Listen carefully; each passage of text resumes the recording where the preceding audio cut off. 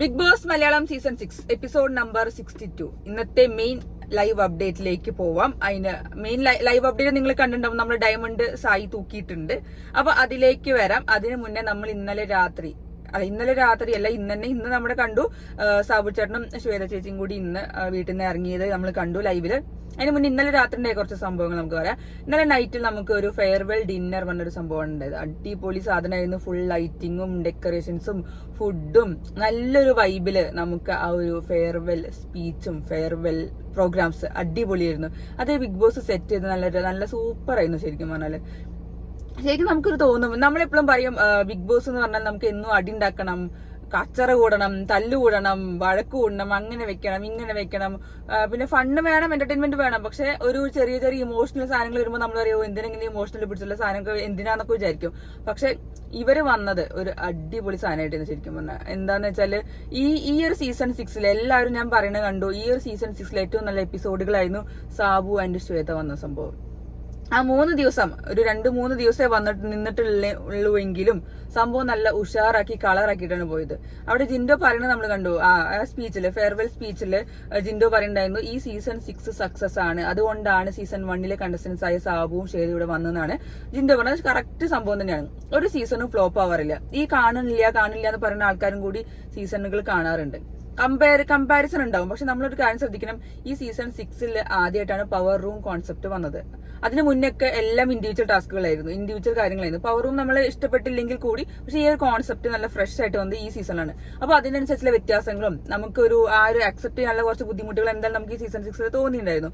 പക്ഷെ അപ്പൊ നിങ്ങൾ ചെയ്യുന്നത് ഇവർ വന്നുകൊണ്ടാവും സീസൺ 6 അടിപൊളി. അതെ, ഈ ഒരു ഫാക്ടർ നല്ലൊരു ഫാക്ടറാണ്. കാരണം സാബുവും ശ്വേതയും കൂടി വന്നിട്ട് പറഞ്ഞത് ഒരു എന്താ പറയാ, അവർ തന്നൊരു വൈബ്, നല്ലൊരു സംഭവം. എന്താ പറയാ അറിയോ, ഇവര് നമ്മൾ എപ്പോഴും പറയാറുണ്ട് ഹോട്ടൽ ടാസ്ക് എന്തായാലും ഈ പ്രാവശ്യത്തെ വൻ പരാജയമായിരുന്നു കഴിഞ്ഞ കൊല്ലത്തെ അതിന് മുന്നത്തെ കൊല്ലത്തെ അപേക്ഷിച്ചിട്ട്. കാരണം എന്താ പറയാ, ഒരു പവർ ടീം ആ ഒരു കോൺസെപ്റ്റ് ഉള്ളതുകൊണ്ട് തന്നെയാണ് പവർ ടീമുകാരുടെ ഈഗോയും അങ്ങനെ മറ്റവരെ കയറ്റാതിരിക്കണം, അങ്ങനെ കുറെ സംഭവങ്ങൾ അവർക്ക് ചലഞ്ച് ആരൊക്കെ പെർഫോം ചെയ്താലും ഒന്ന് പെർഫോം ചെയ്യാൻ അവസരം കൊടുക്കാത്ത പവർ ടീമുകൾ എന്ന രീതിയിലൊക്കെയാണ് ഫുള്ള് നമ്മൾ കണ്ടത്.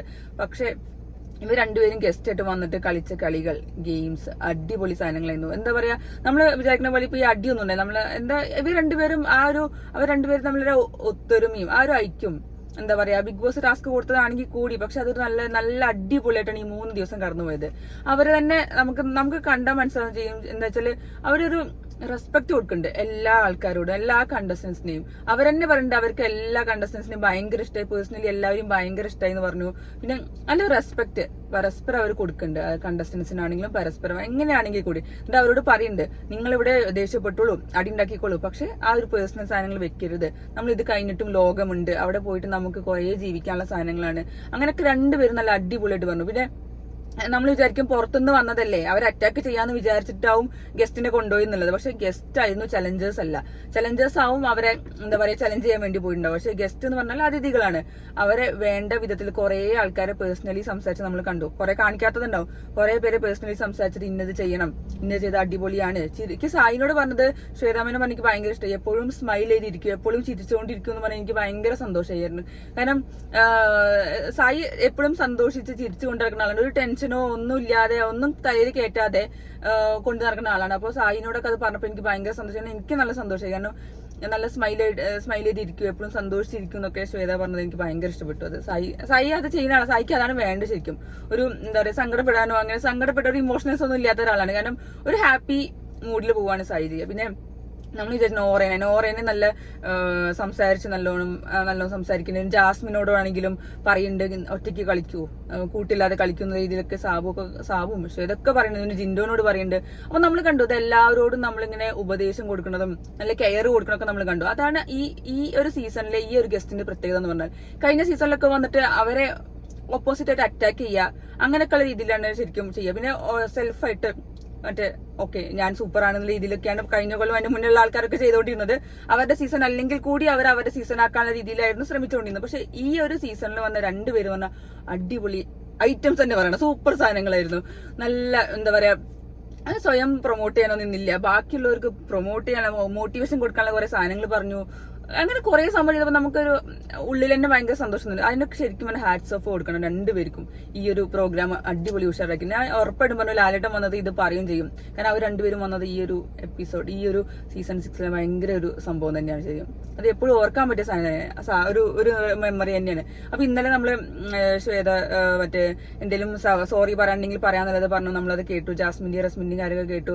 പിന്നെ നടത്തിയ ജിൻഡോന്റെയും സിജോന്റെയും സ്പീച്ച്, ആ ഒരു മൊമെന്റിൽ നമ്മൾ കണ്ട സാധനങ്ങളൊക്കെ നമുക്ക് ശരിക്കും കണ്ണ് നനയിക്കുന്ന സംഭവം തന്നെയാണ്. കാരണം അങ്ങനെ രീതിയിലാണ് നല്ല അടിപൊളി ഒരു മെമ്മറി, നല്ലൊരു അടിപൊളി മെമ്മറി എന്നുള്ള രീതിയിലാണ് എല്ലാവരും സംസാരിച്ചത്. അതുകൊണ്ട് തന്നെയാണ് അവർ ഇറങ്ങാൻ നേരത്തെ എല്ലാവരും സങ്കടപ്പെട്ടതും വിഷമിച്ചതും. നമുക്കത് കണ്ടപ്പോൾ തന്നെ തോന്നുന്നു. കാരണം അവർക്കും അത് കൊണ്ടു. കാരണം അവരും പറയുന്നത് നിങ്ങൾ എല്ലാവരും നല്ല മനുഷ്യരാണ്, നല്ല ആൾക്കാരാണ്, ഇതൊരു ഗെയിമാണ്, കണ്ടിട്ട് പിന്നെ പുറത്തൊരു ലോകം ഉണ്ട് എന്നൊക്കെ പറഞ്ഞൊക്കെ അതൊക്കെ എനിക്ക് ഭയങ്കര ഇതായിട്ട് തോന്നി. കാരണം ആ സീസൺ 1 ആൾക്കാരാണ് ഇപ്പോഴും നല്ല ഒത്തൊരുമയിലും ഒരു പേഴ്സണൽ ഗ്രഡ്ജ് വെക്കാനും നല്ല അടിപൊളിയായിട്ട് പോണ് നമ്മൾ കണ്ടു. പിന്നെ നമ്മൾ കണ്ടു.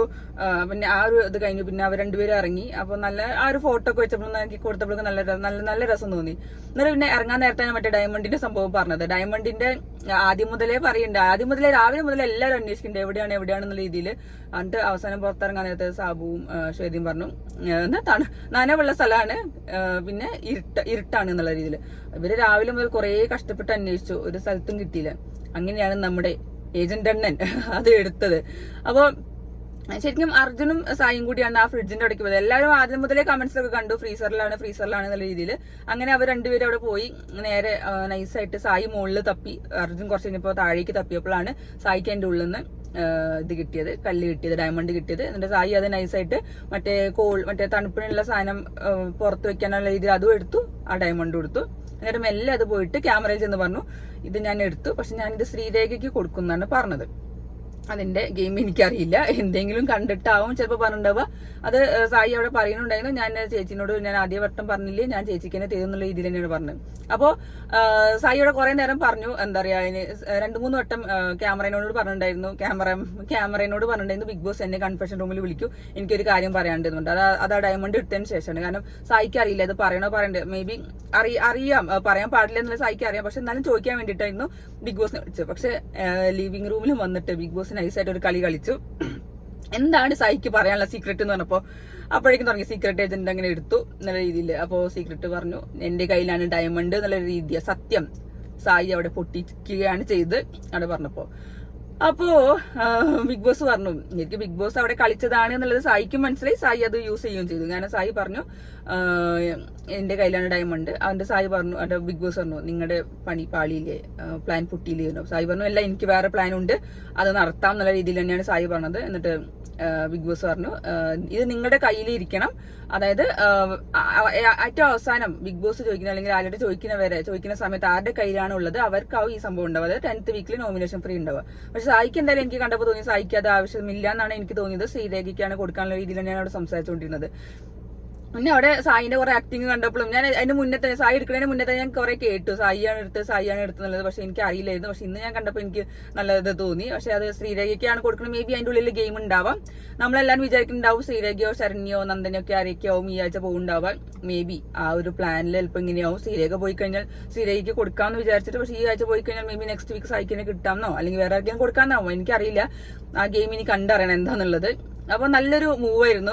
അർജുനോട് വന്ന് കുറെ തപ്പിണ്ടായിരുന്നു. പക്ഷെ സായിക്കാണ് ഏറ്റവും അവസാനം കയ്യിൽ കിട്ടിയത്. അത് നൈസായിട്ട് കൊണ്ടുപോവുകയും ചെയ്തു. എന്നിട്ട് അതൊന്ന് പൊട്ടിക്കുകയും ചെയ്തു. സായിട്ട് ബിഗ് ബോസ് അത് കളിച്ചതാണ്. എന്താണ് പറയാനുള്ള സീക്രട്ട് എന്ന് ഒരിക്കലും ബിഗ് ബോസ് എല്ലാവരും മുന്നിൽ നിന്നും ലിവിംഗ് ഏരിയയിൽ നിന്ന് ചോദിക്കില്ല എന്ന് ഉറപ്പല്ലേ. പക്ഷെ അത് ബിഗ് ബോസ് നൈസായിട്ട് അവിടെ തന്നെ ചോദിച്ചു. കൺഫെഷൻ റൂമിൽ വിളിക്കാതെ എന്താണ് സീക്രട്ട് എന്നുള്ള രീതിയിൽ തന്നെ ചോദിച്ചത്. അത് അവിടെ നിന്ന് പൊട്ടിച്ചു. അല്ലെങ്കിൽ സായിക്ക് പറയാതിരിക്കാം. പക്ഷെ സായിക്കും ഗെയിം മനസ്സിലായി ബിഗ് ബോസ് അവിടെ ഒരു കളി കളിച്ചതാണെന്നുള്ളത്. അങ്ങനെ സായി അത് പറയാ ചെയ്തു. അപ്പൊ അങ്ങനെ കുറച്ച് രസമുള്ള പരിപാടികൾ ഉണ്ടായിരുന്നു. പിന്നെ ഇത് മെയിൻ ആയിട്ടുള്ള പിന്നെ രാവിലെ ഋഷീന്റെ വേഷം കെട്ടും എന്താ ഫാൻ കോണ്ടെക്സ്റ്റില് ഋഷീനെ ചോദിച്ചത്. അപ്പൊ നല്ല അടിപൊളിയായിട്ട് വേഷം കെട്ടിട്ട് നടക്കണ്ടായിരുന്നു. പിന്നെ എന്താ പറയാ പിന്നെ നമ്മൾ കണ്ടു സാബുന്റെയും ശ്വേതൊക്കെ ഇറങ്ങിപ്പോയത്. അതെനിക്ക് ഭയങ്കര വേറെ കാര്യം എന്താ വെച്ചാൽ അവര് ഈ ഒരു ടാസ്ക് അവർ വന്ന സമയത്തും കൊണ്ട് ആൾക്കാരെ ആക്റ്റീവ് ആക്കാൻ നോക്കി, ഗെയിം അടിപൊളിയാക്കാൻ നോക്കി, എന്റർടൈൻമെന്റ് കൊടുക്കാൻ നോക്കി. പിന്നെ അതേപോലെ കിച്ചൺ ഡ്യൂട്ടി ഒക്കെ ചെയ്യാൻ കണ്ടു. ശ്വേത അവിടെ ചെന്നിട്ട് ചമ്മന്തി ഉണ്ടാക്കണ കണ്ടു. അതെനിക്ക് ഭയങ്കര ഇഷ്ടപ്പെട്ടു. കുറെ പേർക്ക് മോട്ടിവേഷൻ കൊടുത്തു. കുറെ പേരോട് തെറ്റ് ചൂണ്ടിക്കാണിച്ചു, ഇതൊന്നും ചെയ്യരുത്, അങ്ങനെ ചെയ്യരുത്. പിന്നെ ഒരാൾ ഇൻസൾട്ട് ചെയ്തിട്ടില്ല. ഇതൊക്കെ ഞാൻ നോട്ട് ചെയ്തു, കാരണം എനിക്കിത് പറയാൻ തോന്നി. കാരണം അവർ രണ്ടുപേര് ചെയ്ത കാര്യങ്ങൾ എന്തൊക്കെ. ഒരാളെ ഇൻസൾട്ട് ചെയ്യാൻ പോയിട്ടില്ല, ഒരു മ്യൂച്വൽ റെസ്പെക്ട് എല്ലാവർക്കും കൊടുക്കുകയും ചെയ്തു. അടുക്കളയിൽ പോയി ജോലി ചെയ്യണം കൂടി ഞാൻ കണ്ടു. ആ ഗസ്റ്റ് എന്ന് പറഞ്ഞ ഒരാള് അങ്ങനെ ശ്വേതാമേനോടെ പോയി ചെയ്തു. പിന്നെ എല്ലാവർക്കും നല്ല മോട്ടിവേഷൻ കൊടുത്തു, എല്ലാവരും കാര്യങ്ങൾ, പേഴ്സണൽ കാര്യങ്ങളൊക്കെ കേട്ട് മനസ്സിലാക്കി അതിന് വേണ്ട ഉപദേശങ്ങൾ കൊടുത്തു. പിന്നെ ഓരോരുത്തരെയും തെറ്റ് ചൂണ്ടിക്കാണിച്ചിട്ട് എല്ലാവരോടും നല്ല സൗമ്യമായിട്ട് സംസാരിച്ചു. അത് എന്താ പറയാ, എനിക്ക് നല്ല അടിപൊളിയായിരുന്നു ഈ വീക്ക്. എന്തായാലും ഞാൻ എൻ്റെ അടുത്ത് വേറെ സംഭവം ഉണ്ടായി. അപ്പൊ അങ്ങനെ സംഭവം അതൊക്കെ കഴിഞ്ഞു. അത് കഴിഞ്ഞിട്ട് എന്തോ അവരുടെ സംസാരത്തിന്റെ ഇടയ്ക്ക് നന്ദനയും സായിയും അപ്സരയും പിന്നെ ആരോ സിജോ ആണ് ആരോ തോന്നുന്നു അവിടെ ഇങ്ങനെ ഇരിക്കുമ്പോൾ നന്ദന നോറേനെ പറഞ്ഞ് വളരെ മോശപ്പെട്ട കാര്യമാണ്. എന്താ ഞാൻ അവളെ കണ്ടാൽ ചെല്ലടിച്ച് പൊട്ടിക്കുന്നു, അങ്ങനെ എന്തോ പറഞ്ഞു. അത് സായി അപ്സരയും കേട്ട് ചീത്ത പറഞ്ഞു. കാരണം ഒരാളും അങ്ങനെ പറയാൻ പാടില്ല. കാരണം ഈ ഒരു നന്ദനയ്ക്ക് എനിക്ക് തോന്നാറുണ്ട് ഇടയ്ക്ക് നാവിന് ലൈസൻസ് ഇല്ലാത്ത പോലെ സംസാരിക്കുക. ഒരു പബ്ലിക് പ്ലാറ്റ്ഫോമാണ്, കുറെ ആൾക്കാർ കാണുന്ന പരിപാടിയാണ്. എന്നിട്ട് അങ്ങനത്തെ ഒരു സംസാരം നോറേനെ കുറിച്ച് പറഞ്ഞാൽ അത് വളരെ മോശപ്പെട്ട കാര്യം തന്നെയാണ്.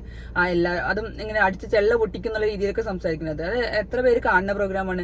ഇടയ്ക്ക് എനിക്ക് തോന്നാറുണ്ട് ഭയങ്കര നാവൊക്കെ ഒന്ന് സൂക്ഷിച്ച് സംസാരിക്കുന്ന രീതിയിൽ എനിക്ക് തോന്നാറുണ്ട് നന്ദനന്റെ കാര്യം. പിന്നെ നമ്മളെ കണ്ടാണ് ക്യാപ്റ്റൻസി നോമിനേഷൻ. അപ്പൊ ഞാൻ ജസ്റ്റ് അതുവരെ കണ്ടിട്ടുള്ളൂ. ക്യാപ്റ്റൻസി നോമിനേഷനിൽ വന്നത് പ്രൊമോയിലും വന്നു ശ്രീരേഖ, നന്ദന, ശരണ്യ. കമന്റ്സ് ആയിട്ടൊരു രസം. ഇവര് മൂന്നുപേരും പോവാനുള്ളവരാണ്, പോവാനുള്ള 3 പേരാണ് ക്യാപ്റ്റൻസി നോമിനേഷനിൽ വന്നതെന്നാണ് കണ്ടത്. അപ്പൊ നമുക്ക് അറിയില്ല ഇനി ആരാ ജയിക്കുക എന്നുള്ളത്, അത് ഇന്നത്തെ എപ്പിസോഡിൽ കാണാം. പക്ഷെ എന്തായാലും ഈ ഒരു 3 ദിവസം അടിപൊളി വീക്ക് തന്നെയായിരുന്നു.